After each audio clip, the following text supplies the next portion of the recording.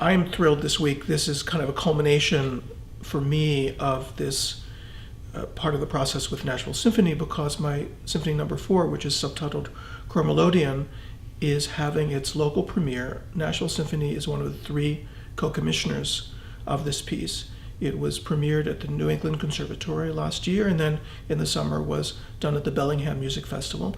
And this, being a symphony that I'm very familiar with and at home with, and also the fact that the work is being recorded for release with another piece on Naxos in upcoming season, the sooner the better. It makes this even more exciting. So that's really it's both the end of the process, the third of the commissioners that are playing it, but with the recording, it's coming together so beautifully and so naturally that I'm thrilled. Great. So I heard it for the first time this morning in rehearsal, and so I loved so many things about it, and I actually wanted to just start by asking you about the title of the work and also the movement titles, because I haven't read a program note actually, so right. I'm just very curious to connect what I heard this morning with what you know the titles are. Yeah, there's a lot to talk about, so it's also hard to talk about it too.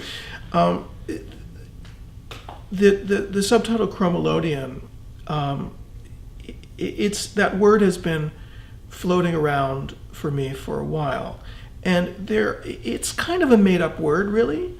There have been 2 uses of it out there in the music world, and one it was the name of an instrument that the composer inventor Harry Partch created, I think in the 30s or 40s, and Harry Partch worked to a great extent with the notes in between our traditional 12-note scale, in quarter tone and 36 tone, and different ways of dividing the octave in ways that looked back to ancient Greece and different divisions of the octave, but it's not about that Chromelodeon, nor is it about the Chromelodeon that was the name of an indie rock band in the 60s.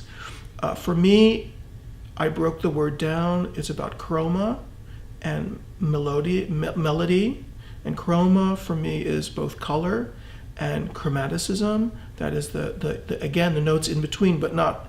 It's the notes in between the whole steps between C and D. There's C sharp, and D and E. There's D sharp, and the profile of the work is constantly shifting, constantly chromatic, constantly colorful use of the orchestra. But then add to that melody. There's a very melodic, very linear, long lines within this chromatic and colorful context. And then the EON, implies a kind of machine, kind of ongoing process. So it's like a color melody machine. So this was a very, it's just a great word, and I didn't just want it to be Symphony No. 4 without some sort of colorful title, so it seemed like the right thing. I'm curious because the way you talk about the titles, I feel like there is a real sense of the relationship between language and music, like even down to the syllables of the words and the sound of the words and what they evoke, but maybe it's not, like you said, always extremely literal. Like you are inspired by a text, but the piece is not about the text necessarily. Right. That's right. Is that something that is a through line in a lot of your work, would you say? Well, I mean, certainly in reference to titles are very important, and I spend a lot of time thinking about them. And certainly in this case, I really did think a lot about it. Language evokes emotion. For me, the whole thing is all about emotion and about gradations of emotion and gradations of color and sound, and certainly there's like a hidden. It's not a story, but there are hidden emotional layers of this piece that are kind of embedded in the titles, and so in that way, it's very important. Like I don't want to tell. I don't think it's that interesting, actually, for me to tell audience members what a story behind or what is really behind, but it's kind of interesting to suggest ideas to people and see how they go with it.